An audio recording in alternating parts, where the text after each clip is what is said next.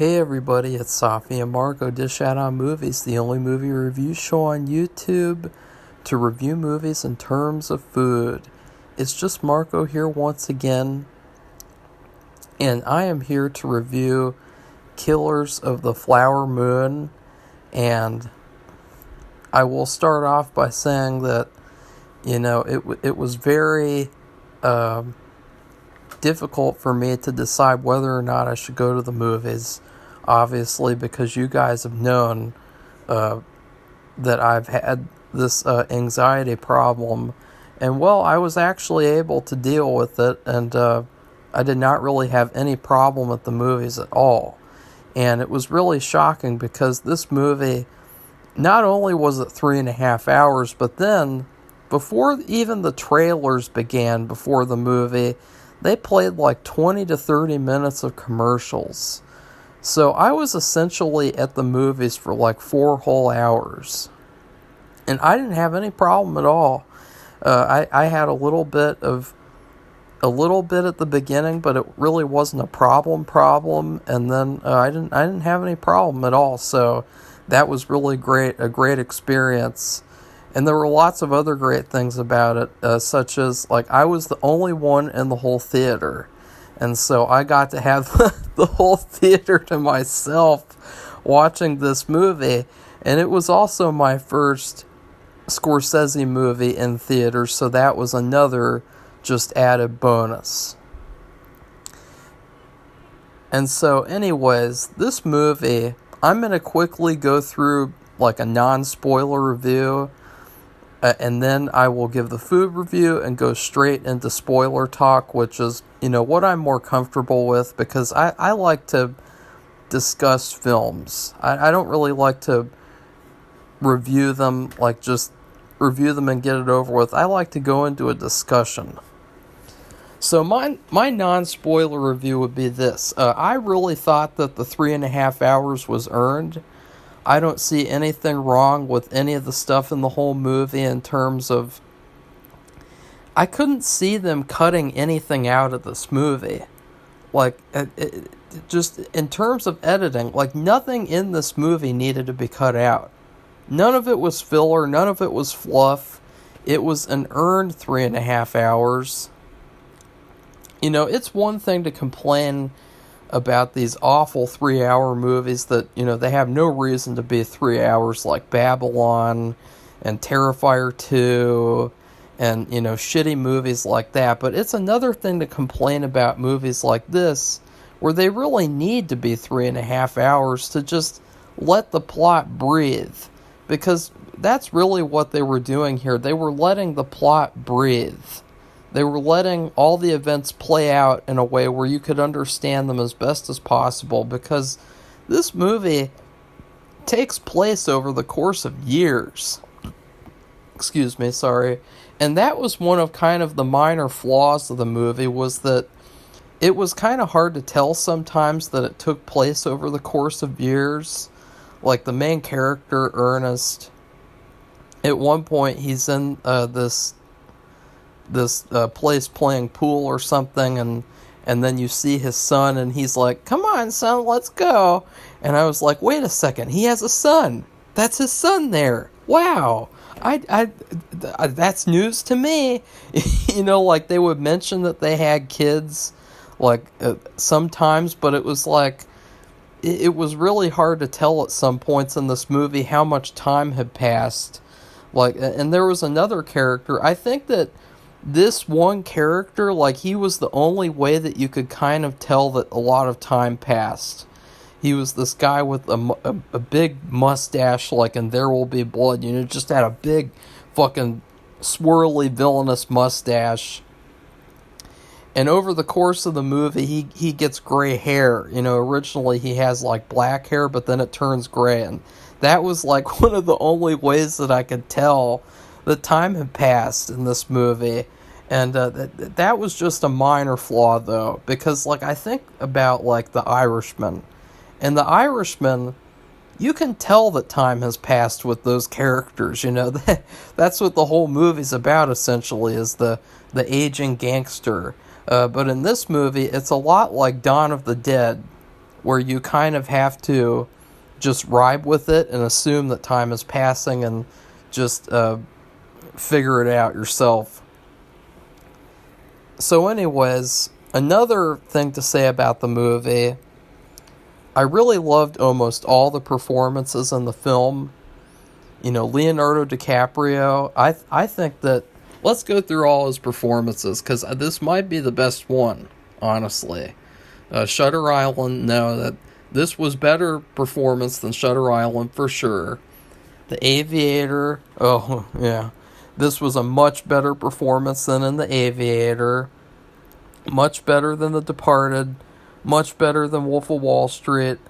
And so yeah, this is, in my opinion, so far his best performance in a Martin Scorsese movie. I think that second place would probably be The Departed.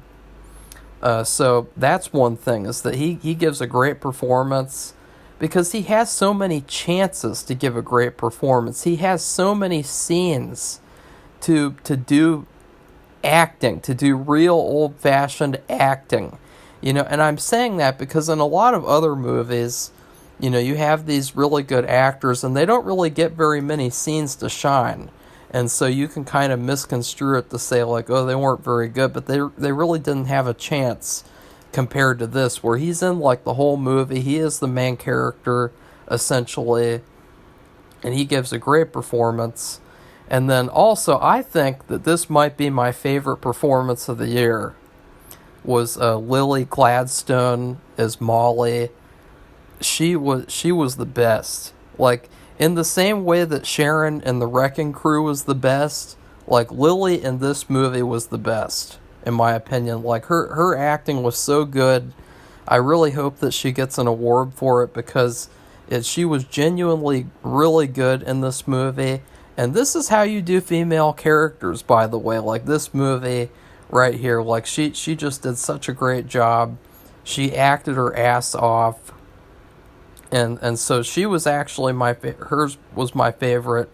And then Robert De Niro also did a really good job, but his character, he didn't really have as much of a chance to show off another side of himself that he needed to show off in the film, in comparison to, like, in Goodfellas, you know, where he gets to do that, or Taxi Driver, or King of Comedy, or The Irishman. You know, in this film, it's a lot more of, like, undertones with him, of, like, well, just really creepy undertones and really, like, subtle stuff with him.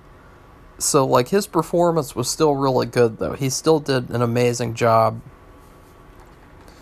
And then also,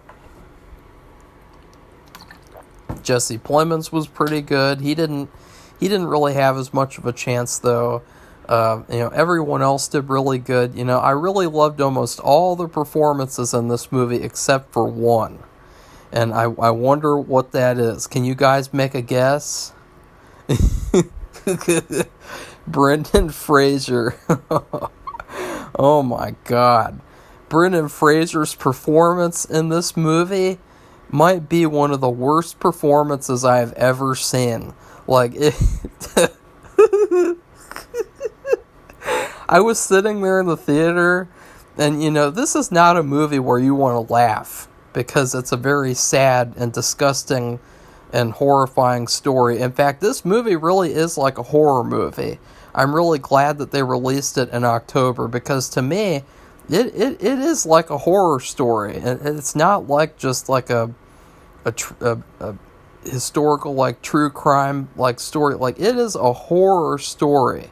It is very awful to watch at some points, because of just how evil these people are in this movie, and the stuff that they were getting away with, and it really bad. But then you got to Brendan Fraser, and the whole movie I was wondering, like, did I miss Brendan Fraser? Like, he's pretty hard to miss, because he but and then finally he shows up on screen, and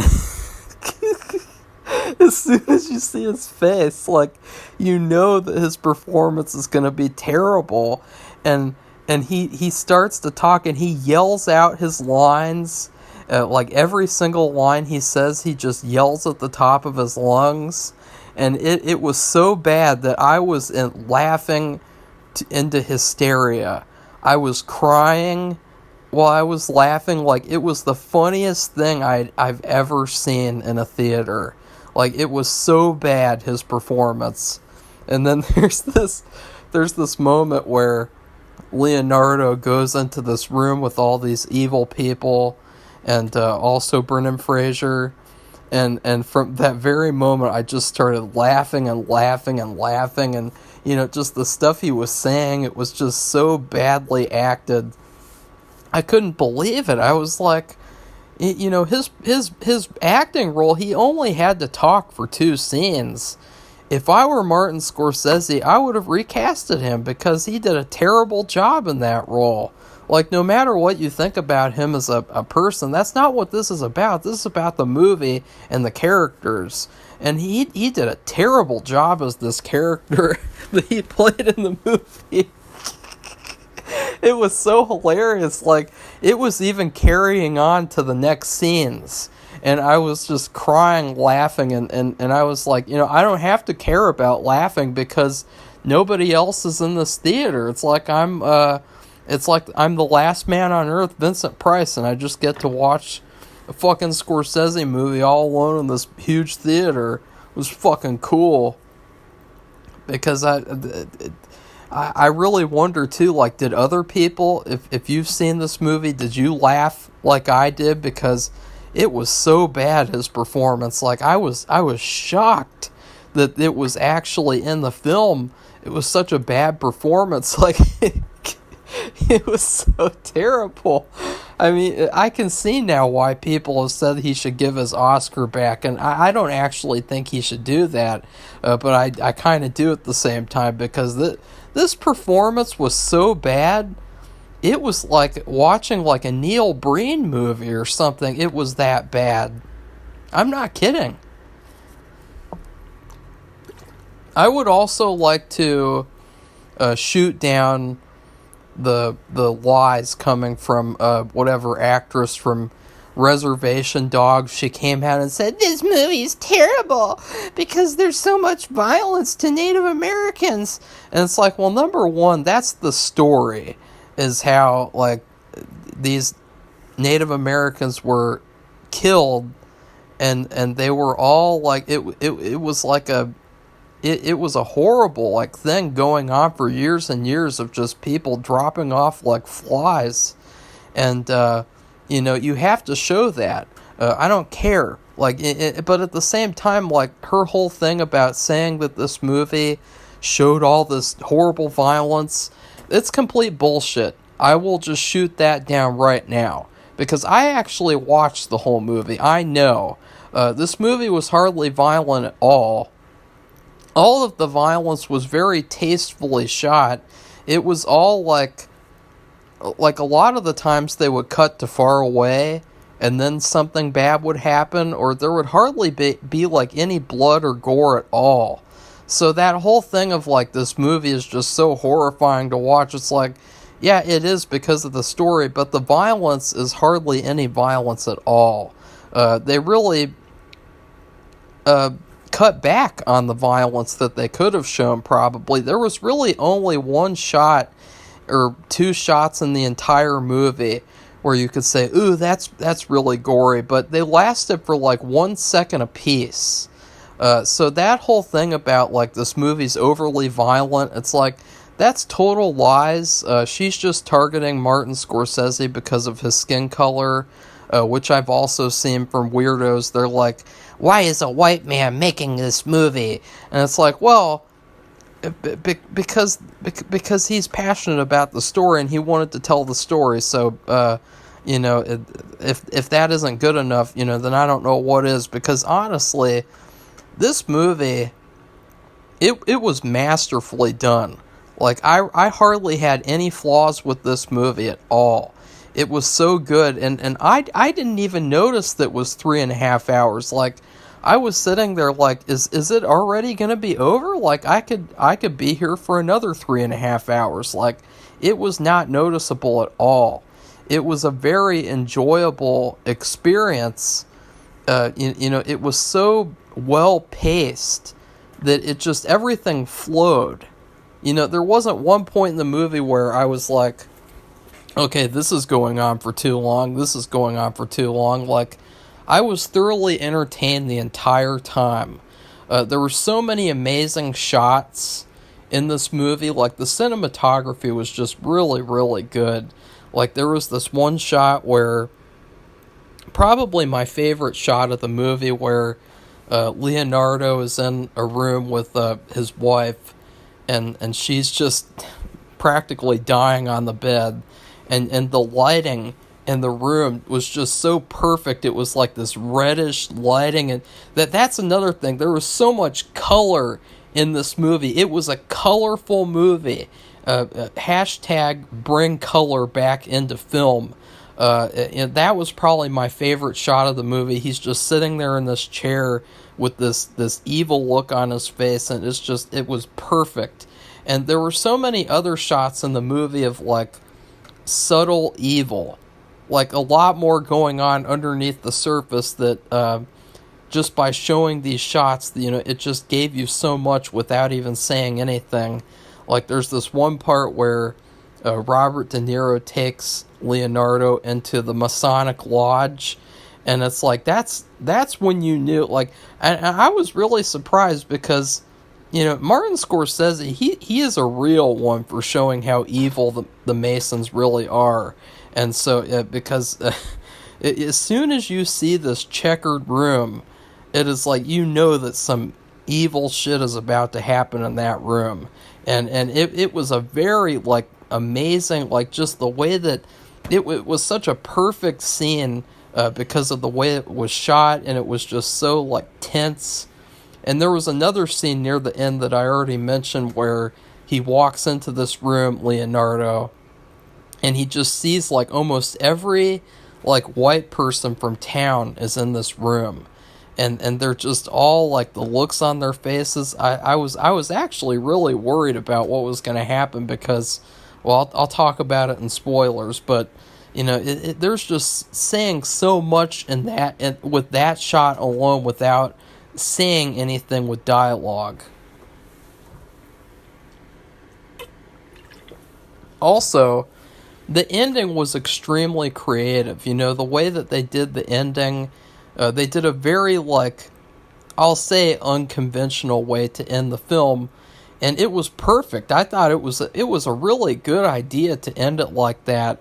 That part was really fun too. I was like, you already gave me this masterpiece, and then you tack on this ending where it's just like perfection, like right there. Like, I was like, see, that's something that I would have done actually. Like, that really unconventional ending with the way that they kind of tell you what happens to all the characters after the movie is over. The last flaw that I will mention is the music. Now,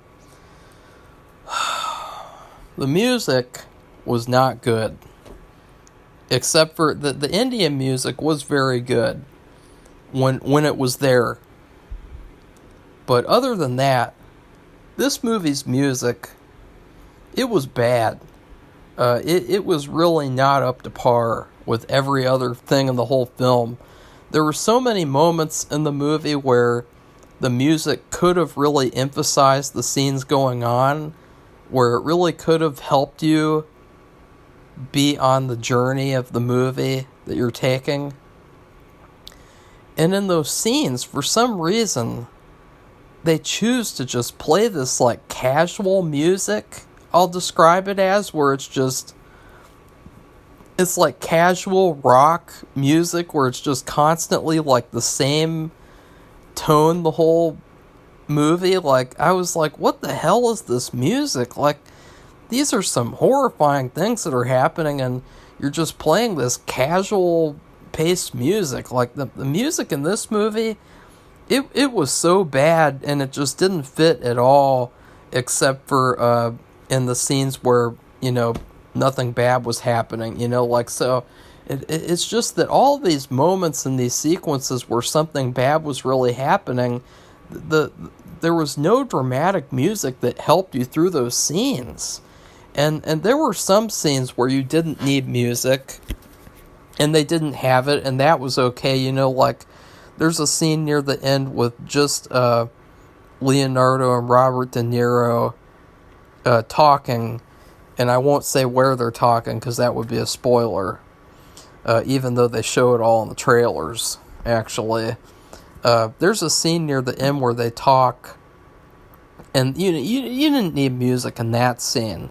But then there were all these other scenes and sequences where I was like, God, this music, it really does not fit. And it just stuck out like a sore thumb to me, the music in this movie. It would be the equivalent of if Psycho, if in the shower scene, instead of the they just played like a casual rock tune, just casual music playing while this woman's being killed. And then, like, you know, when the detective gets killed, and at the end when they're fighting him off in the basement, like, it would be like, what if you just played casual music during those scenes? Because it's almost like the person who did the music was like, let's just let the scenes speak for themselves. And it's like, no, let's not, and say we did. Let's put some music in there that fits these scenes. You know, like, so the music I really did not like. It was very similar to The Irishman's music, and what do you know? The person who did The Irishman's music did the music for this movie.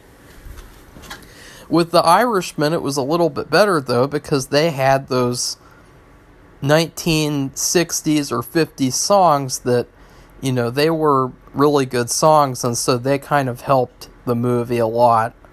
So, yeah, I really would say that the music and then Brendan Fraser's acting were the biggest flaws of this movie, for sure. In terms of food, I was thinking through watching the movie, and I really thought that the best thing to give this movie would be a huge chocolate cake. And I mean like a cake that's like a foot tall. So a foot tall cake, a foot wide cake, chocolate flavored, with scoops and scoops of vanilla ice cream. Because this movie, it was very thick and layered. And in order to really enjoy the story, the best way to enjoy it was to, you know, watch this 3.5-hour movie where things could breathe, and where you could really get a sense of things and enjoy the story as it went on, instead of just, you know, rushing through it like, you know, the people who make Breaking Bad like to do. Just rush through everything.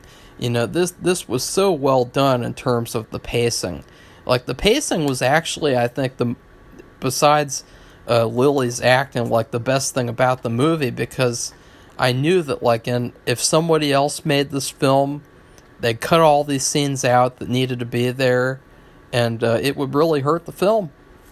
So I was glad that it was as long as it was, because, you know, just like if you were to eat that big of a cake, you know, you want to eat it slowly, right? Like, you want to eat it over the course of a week or 2 weeks, and not eat it all at once, and just slowly go through that cake, but it's still really, really good.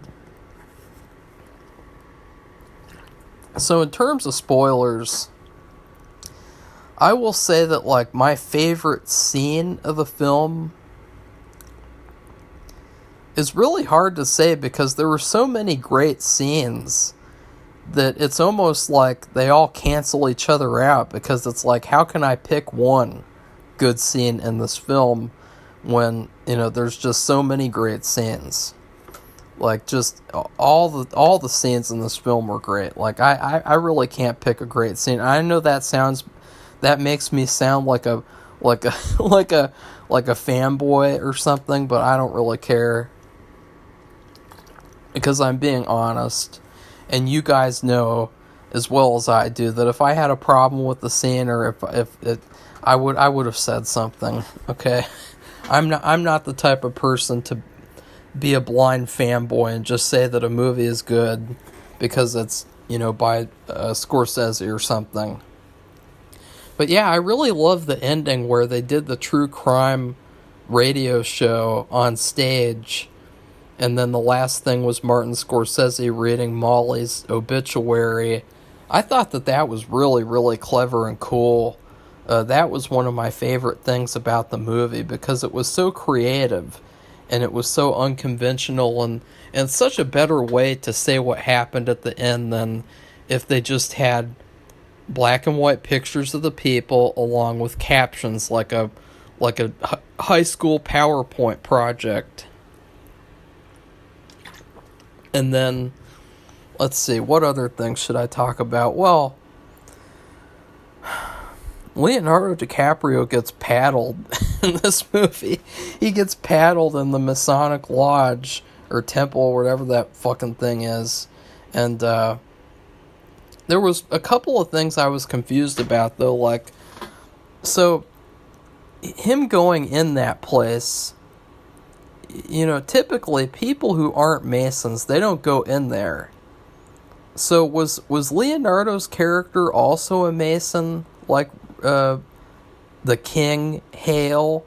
Because that's another thing, was this whole movie, everybody was calling Robert De Niro the King.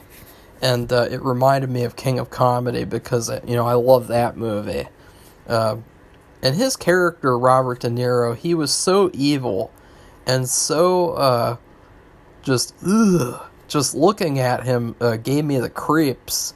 But the thing is that he really didn't get a lot of scenes to really show that he was evil, like, directly. Like, a lot of the time it was very subtle with him, with the way that he was. Like, there was this one scene where he was talking Ernest into signing these papers that would give the money to that would give all the money, I believe, to him if something happened to him or something like that. Like, it was some thing where you could tell that he was planning on possibly killing Ernest. And so that's why I was really worried when he walked into this huge room of every white person in town, basically, because I thought they were going to kill him. I didn't think that they were going to let him walk out of there because there was this whole thing near the end where his character, he goes back and forth about should he testify, should he not testify, and he ends up testifying. And I thought for a moment that his character was going to redeem himself, which was kind of interesting for a Scorsese film, because that never happens in his films a lot of the times. A lot of the times they're evil, and then they pay the consequences, and they're like, oh shit, and I have to deal with this now. Oh shit. They don't really change their ways or anything, but his character, at least he testifies at the end. And but no, he was still bad at the end. Still bad. Which was really unfortunate because I don't know, I guess he was just, I don't know, like his character too. I think that this is one of the few Scorsese film characters where it's kind of hard to get into his head, because he says that he loved his wife, but he was helping to poison her, and at one point he was starting to drink some of the poison himself, so I guess he wanted to kind of snuff himself out too, for doing that to her or something, because it was really horrifying to watch, where she goes from being kind of sick and still like being still functioning to being like just totally like a zombie, because of being poisoned daily, along with being given her insulin because she was diabetic and everything, and horrible. And so, like, I just don't understand, like, him as a person at all. Like, I can understand at least with, like, all the other stuff, because he's doing these stupid plots to get more money and everything, but with his wife, like, I didn't understand why he would want to poison her at all, because, like, even though he really loves money and everything, I mean, did he really love it that much that he was just like, well, now the next step is I have to kill her and get all of her money? Like, just really, really weird people in this movie. Like, these weird, evil people, just really awful people in general. And then there was another thing too with the poison. The poison was in this little box, and they didn't really ever show the box up close to where you could see that it said, like, poison or something. And it was just this little vial on the inside, and they when they gave it to him, they said it was to slow his wife down. I kind of thought for a while that it was a tranquilizer or something. I didn't think that it was a poison. But it was poison. And so, like, I was a little bit confused about that fact because of not really showing the box up close, and then, you know, they're just saying it's to slow her down, which is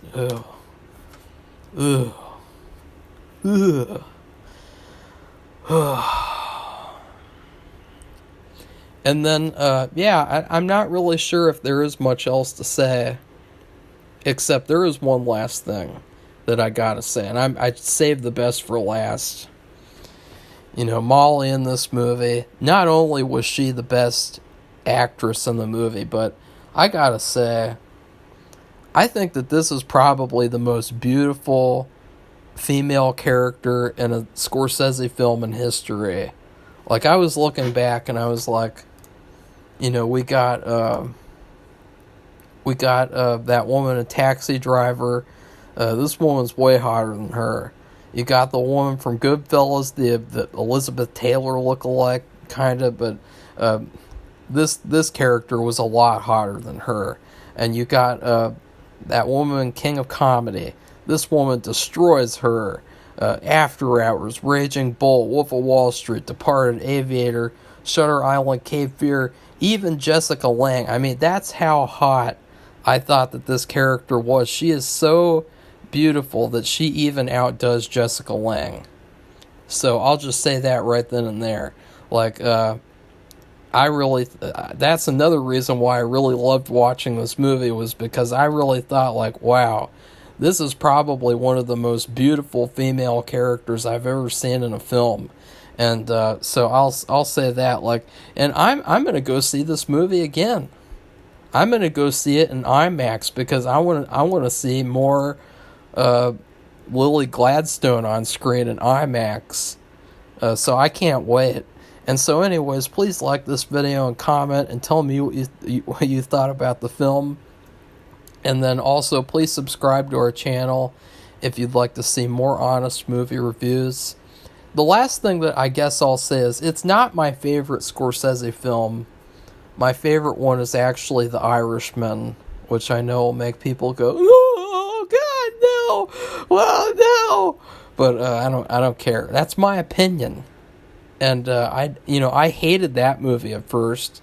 So maybe this movie might, like, work its way up to the top, because with his films you really can't go wrong. I haven't seen some of his lesser films, like the religious movie that he made and stuff like that, but from the 12 movies that I have seen, you really can't go wrong.